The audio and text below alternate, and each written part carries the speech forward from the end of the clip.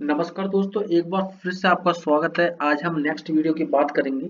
ये पेपर भी आपका जो 19 दिसंबर 2016 में हुआ था। ये उत्तर प्रदेश शिक्षक पात्रता परीक्षा है और 6 to 8 का ये परीक्षा यूपी टेट का है। 6 to 8 का मिडिल का आपको बता दें, इसमें 30 क्वेश्चन आएंगे। मैं एक बार दोबारा रिपीट कर देता हूँ कि इन 30 क्वेश्चनों को आप पढ़ेंगे तो इसको 30 क्वेश्चन बिल्कुल भी ना मान के चलें। अगर आप रैंडमली इसको पढ़ेंगे तो 30 क्वेश्चन आपके कवर जरूर हो जाएंगे, लेकिन अगर आप इनको ध्यान से पढ़ेंगे और हर ऑब्जेक्टिव के बारे में, जो उसके 4 ऑप्शंस दिए हुए हैं, उन 4 ऑप्शंस के बारे में यदि आप मंथन करेंगे तो 30 क्वेश्चन के बदले में आपको 100 क्वेश्चन की प्रैक्टिस हो जाएगी और आप 100% यूपी टेट में जरूर सफल हो जाएंगे। फर्स्ट क्वेश्चन की अगर हम बात करते हैं तो गद्य शिक्षण में काठिन्य निवारण किया जा सकता है। तो किस चीज का गद्य शिक्षण क्या होता है? जो गद्यांश का शिक्षण होता है उसकी बात कर रहा है। तो आपको बता दें, गद्य शिक्षण में काठिन्य निवारण की विधियां क्या क्या है, किस विधि के द्वारा होता है। देखिए, एक तो चित्र दिखाकर आप गद्य शिक्षण चित्र दिखाकर बता सकते हैं। दूसरा, वस्तु को प्रत्यक्ष दिखाकर, कोई भी वस्तु उसको आप बिल्कुल सामने दिखा दीजिए कि ये। और दूसरा, मॉडल दिखाकर। इन विधियों द्वारा शिक्षण में दूरता को सहज बनाया जा सकता है। सर्वाधिक प्रभावकारी वस्तु को प्रत्यक्ष दिखाना होता है।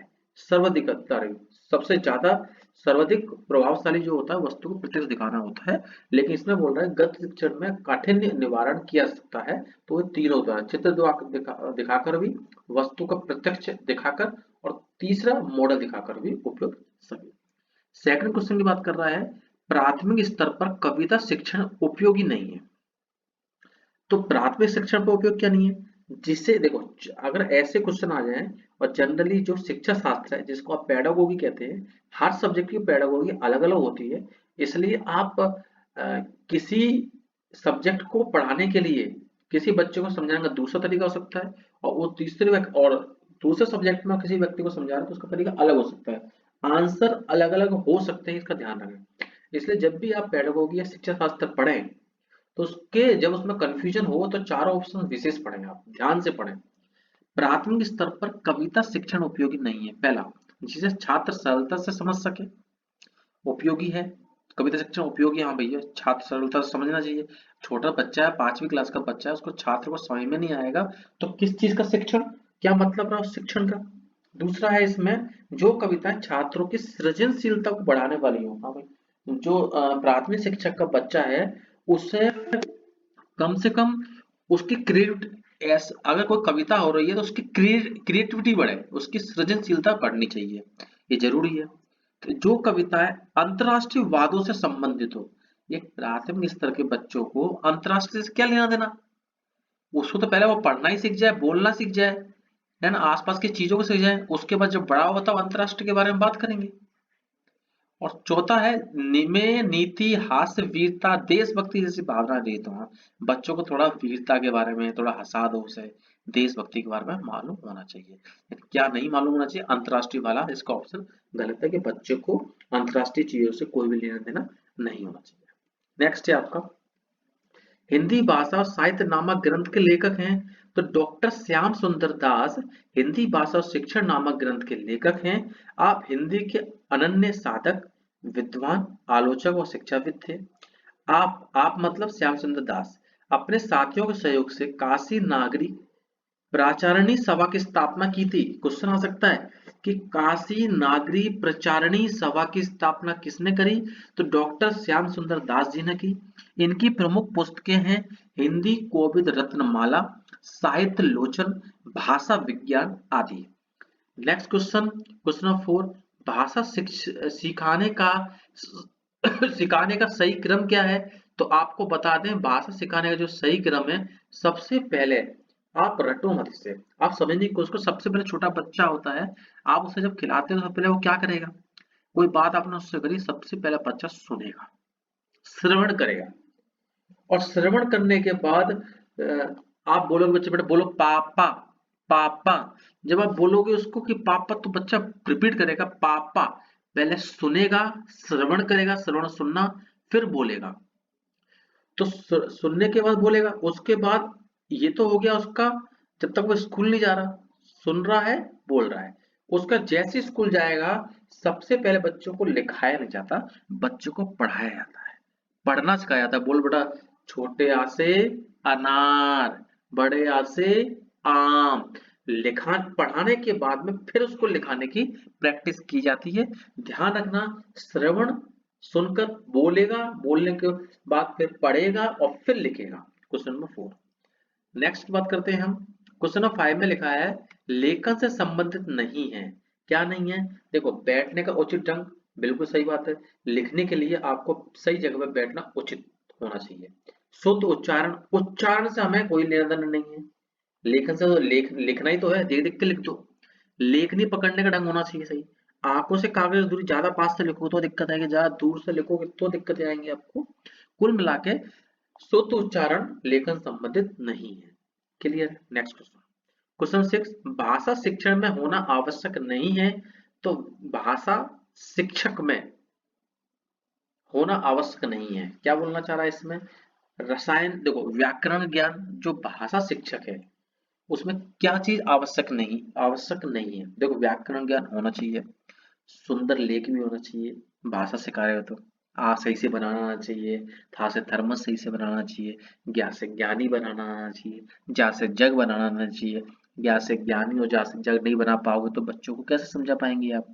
इसी प्रकार से रसायनों का ज्ञान से भाषा शिक्षक का कोई भी लेना देना नहीं है। केमिस्ट्री से उसका क्या लेना देना, उसकी जरूरत नहीं है। क्वेश्चन नंबर 7 लिखा हुआ है उपन्यास एवं विवेच्य विषय वस्तु की दृष्टि से असंगत युग्म है। तो देखिए, वरदान, सेवा सदन, प्रेम प्रेम आश्रम, प्रेमाश्रम, कायाकल्प। तो सेवा सदन जो है वो है गणिका समस्या एवं विवाह से संबंधित समस्या उपन्यास है। प्रेमाश्रम जो है वो कृषक जीवन की समस्याओं पर है। और कायाकल्प जो है वह सांप्रदायिक समस्या, योगा योगाभ्यास व पुनर्जन्मवाद पर है। लेकिन वरदान जो है वो थोड़ा अलग है, असंगत है पहला वाला। क्यों? थोड़ा पढ़ लेते हैं उसके बारे में। उपन्यास में विवेचन विषय वस्तु की दृष्टि विकल्प ए असंगत है, जबकि सेवा सदन गणिकाओं की समस्या से संबंधित है, सही बात है। प्रेम आश्रम कृषक जीवन समस्या से, कायाकल्प सांप्रदायिक समस्या से, योग बस पुनर्जीवन से। लेकिन वरदान उपन्यास की विषय वस्तु है दो प्रेमियों की दुखांत कथा जो अपने भावी जीवन के सुखद कल्पना में खोए थे। तो वरदान क्या है? दो प्रेमियों की दुखांत कथा। प्रश्न नंबर 8, आचरण की सभ्यता के निबंधकार कौन है? तो आचरण की सभ्यता के जो निबंधकार हैं वो है आपके सरदार पूर्ण सिंह। तो आचरण की सभ्यता के निबंधकार सरदार पूर्ण सिंह जी हैं। भारत वर्षोन्नति कैसे हो सकती है, ये निबंध भारतेंदु हरिश्चंद्र जी का भी है। नेक्स्ट है विरासत शब्द का अर्थ है, विरासत का अर्थ है पुरखों से प्राप्त। कहते हैं ना कि इसको तो विरासत में मिली है, यानी कि इनके जो पूर्वज हैं पुरख उन्होंने दी है। तो विरासत का अर्थ क्या हो गया? पुरखों से प्राप्त, अतः विकल्प भी सही है। और अन्य तीनों विकल्प प्रकृति से प्राप्त, मित्रों से प्राप्त और मूल्य देकर खरीद हुआ प्रश्न से पृथक भाव रखते हैं। नेक्स्ट है निर्बल का विलोम शब्द है, निर्बल का विलोम शब्द है सबल। नेक्स्ट है हिंदी का प्रथम मौलिक उपन्यास किसे माना जाता है? परीक्षा गुरु को। वास्तव में उपन्यास एवं कहानी पश्चिमी साहित्य की देन है। भारतीय युग में जो उपन्यास लिखे गए उनमें उपन्यास विधा का उचित निर्वाह न होने के कारण सच्चा उपन्यास नहीं कहा जा सकता। सच तो यह है कि हिंदी में वास्तविक उपन्यास की रचना सर्वप्रथम प्रेमचंद ने ही की। यूं ऐतिहासिक दृष्टि से लाला श्रीनिवास दास का परीक्षा गुरु 1882 ही हिंदी का पहला उपन्यास माना जाता है।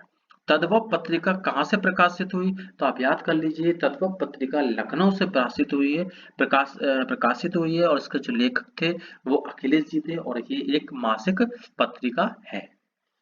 प्रश्न नंबर 13 की बात करें, या लकुटी अरु कामरिया पर राज तिहु पूर्व को तजी डालो के किसकी पंक्ति है? तो ये पंक्ति आपको याद होनी चाहिए। ये जो पंक्ति है वो है आपकी सूरदास जी की, आप याद कर लीजिए। ये पंक्ति किस चीज की है? एक मिनट, हाँ, ये पंक्ति आपकी किस चीज की है? ये है आपकी इसकी रस खान जी की है। तो क्या है? या लकुटी अरु कामरिया पर राज तिहुपुर को तजी डारो, रस खान जी की। तद्भव क्या है? तद्भव जो है वो अंधेरा है, तद्भव शब्द जो है वो अंधेरा है।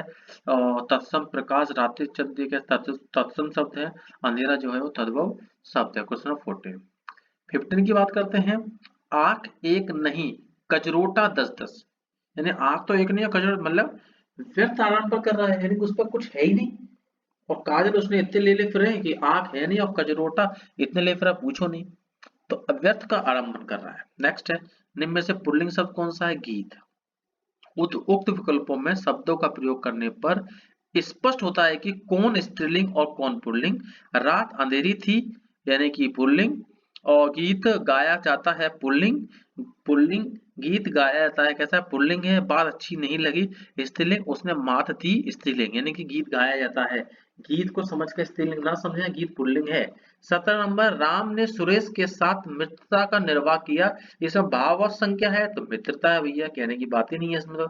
मेरा घर इसी शहर में है, कौन सा विशेषण है? इसी शहर में मतलब सार्वनामिक विशेषण। तो पढ़ लीजिए, मेरा घर इसी शहर में है, मैं सार्वनामिक विशेषण है। पुरुषवाचक या निजवाचक सर्वनामों को छोड़कर अन्य सर्वनाम जो किसी संज्ञा की विशेषता बतलाते हैं तो उन्हें सार्वनामिक विशेषण कहते हैं। सार्वनामिक विशेषण की अलग से वीडियो भी बनाई जाएगी। पिता ने समझाया कि सदा सत्य बोलना चाहिए, यह वाक्य उदाहरण है किस चीज का? मिश्र वाक्य। पिता ने समझाया कि सत्य बोलना चाहिए, तो देखिए पिता ने समझाया समझाया कि सदा सत्य बोलना चाहिए, यह वाक्य उदाहरण है मिश्र वाक्य का। इसमें दो वाक्य पृथक पृथक किंतु एक आशय को स्पष्ट करते हैं। नेक्स्ट क्वेश्चन 20 नंबर क्वेश्चन है आपका, कृतज्ञ किसका संक्षिप्तीकरण है? तो किए गए उपकार को मानने वाले को कृतज्ञ कहा जाता है। याद कर लीजिए, कृतज्ञ किए गए उपकार को मानने वाला एक संक्षिप्तीकरण है। शेष इस प्रकार है, उपकार करने वाला उपकारी, किए गए उपकार को ना मानने वाला कृतज्ञ। भूलना नहीं, कृतज्ञ होता है किए गए उपकार को मानने वाला, और किए गए उपकार को ना मानने वाला कृतज्ञ है। और करने वाला उपकारी होता है। उपकार करने वाला कराने वाला, ठीक है। नेक्स्ट है, शुद्ध वर्तनी शब्द कौन सी? भैया श्रृंगार जरूर शब्द है, पहला शब्द देख लीजिए। और आपको कंफ्यूजन बता दूं, आपको श्र जो बनता है श्रृंगार वाला, वो स्टार्टिंग में पूरा कभी नहीं बनता। और मजे की बात यह है कि इसमें बी, सी और डी पहला वाला शब्द पूरा बना हुआ, इसलिए ये तीनों तो होंगे ही नहीं। श्रृंगार ग्रन गर नहीं होता, तो ए और डी में भी कंफ्यूजन हो सकती है, वो सॉरी ए और बी में भी कंफ्यूजन हो सकती है। तो आप याद रखिए, पहला आरा बनता है श्रृ, दी की मात्रा ऊपर चंद बिंदी बिंदी केवल और गार, ठीक है। कटहरा शब्द का तत्सम जो होगा वो काष्ठ गृह होगा। कटहरा का तत्सम रूप काष्ठ गृह होता है, ना कि कटहल, कड़वा या कंटफल। कंटफल कटहल का तत्सम रूप है। 23 नंबर कह रहा है, अत्याचार शब्द में उपसर्ग है, तो अति प्लस आचार आचार, तो इसमें कौन सा हो जाएगा? अति हो जाएगा। नेक्स्ट क्वेश्चन की हम बात करें 24 नंबर में, निम्नलिखित पंक्तियों में कौन सा अलंकार है? बालधि विशाल विकराल ज्वाल, जाल मानो लंक ली लीबे को काल रसना पसारी है। तो उपमा उद्देश्य कौन सा है इसमें? इसमें उत्प्रेक्षक और अनुप्रास। कैसे? इसमें उत्प्रेक्षक एवं अनुप्रास अलंकार है। यहाँ पर हेतु प्रेक्षा है, जहाँ अकारण को कारण मानकर संभावना की जाए, वहाँ हेतुप्रेक्षक अलंकार होता है। अलंकार होता है, जबकि कविता में एक या कई व्यंजनों की आवृत्ति हो, चाहे स्वर समान ही हो, तो वह अनुप्रास अलंकार होता है। अतः उक्त पंक्तियों में उत्प्रेक्षक एवं अनुप्रास दोनों अलंकार होते हैं। 25 नंबर क्वेश्चन, रसों को उदित और उद्दीप्त करने वाली सामग्री को क्या कहा जाता है? तो रसों को उद्दीप्त करने वाली सामग्री को हमेशा क्या कहा जाता है? विभाव कहा जाता है। रसों को उदित और उद्दीप्त करने वाली सामग्री को क्या कहा जाता है? विभाव विभाव कहा जाता है। तो पढ़ लेते हैं 25 नंबर को, रसों की उदित एवं उद्दीप्त करने वाली सामग्री विभाव कहलाती है। विभाव के दो भेद होते हैं, एक आलंबन होता है, एक उद्दीपन होता है। जिस वस्तु या व्यक्ति के कारण स्थायी भाव जागृत होता है उसे आलंबन विभाव कहते हैं। स्थायी भाव को उद्दीप्त या तीव्र करने वाले को उद्दीपन कहा जाता है। जहाँ सुमति तह संपत्ति नाना, जहाँ कुमति तह विपत्ति निदाना, पद में कौन सा रस है? तो ये रस है शांत रस है। जहाँ सुमति तह संपत्ति नाना, जहाँ कुमति तह विपत्ति निदाना में शांत रस है, इसका आलंबन है वैराग्यजनक वस्तुएं अथवा परिस्थितियां, संसार की नश्वरता का ज्ञान, परोपकारिता आदि। 27 नंबर है, शुद्ध वाक्य है, राम ने एक थैला और 2 पुस्तकें खरीदी। राम ने एक थैला और 2 पुस्तकें खरीदी। देखिए पहला है राम ने एक थैला और 2 पुस्तकें खरीदी। तो देखो पहले और दूसरे में क्या अंतर है? पहला और दूसरे में मेरे हिसाब से कोई भी अंतर ये है कि यदि आप 2 पुस्तक खरीद रहे हो तो यहाँ बिंदी आएगी, बहुवचन बनेगा। यहाँ बिंदी नहीं लगाई, गलत हो गया। यहाँ बिंदी लगी है तो इसके बाद में इसको हटा दें, ये तो गलत हो गया। राम ने एक थैला और 2 पुस्तकें खरीदा, नहीं खरीदा नहीं होगा। राम ने एक थैला और 2 पुस्तक खरीदे, नहीं खरीदे नहीं होगा। तो इसका बी नंबर होगा कि राम ने एक थैला और 2 पुस्तकें खरीदी। 28 नंबर महोत्सव का सही संधि विच्छेद है महाधन उत्सव, आउ ओ। तो महा कहाँ है? ए नंबर, आउ ओ महोत्सव। तत्सम आ और ऊ क्या मिलकर बनते हैं? ओ मिलकर बनते हैं। 29 नंबर सेकंड लास्ट है, चौमासा में समास है कैसा है? भाई चौ मतलब 4, चौमासा मतलब द्विगु समास हो गया। आप संज्ञावाचक है, याद कर लीजिए। चौमासा है, त्रिवेणी है, सप्ताग्रह है, नवग्रह है। पहला जो शब्द है वो कैसा होता है? संज्ञावाचक होता है, तो वो कौन सा समास कहलाता है? द्विगु समास कहलाता है। लास्ट क्वेश्चन इस सीरीज का, चूहा बिल से बाहर निकला में कौन सा कारक है? चूहा बिल से अलग हो गया यानी कि अपादान कारक है। पहले ही बताया था, चूहा बिल से बाहर निकल जाना, छत से ईंट गिर जाना, इधर से उधर पहुंच जाना, एक स्थान छोड़ देना, इस चाहे वो ईंट हो चाहे कोई चूहा हो, कोई भी हो, उसे अपादान कारक कहा जाता है। ये वीडियो होगी, अच्छे से पढ़ लीजिए। जय हिंद, जय भारत, नमस्कार दोस्तों।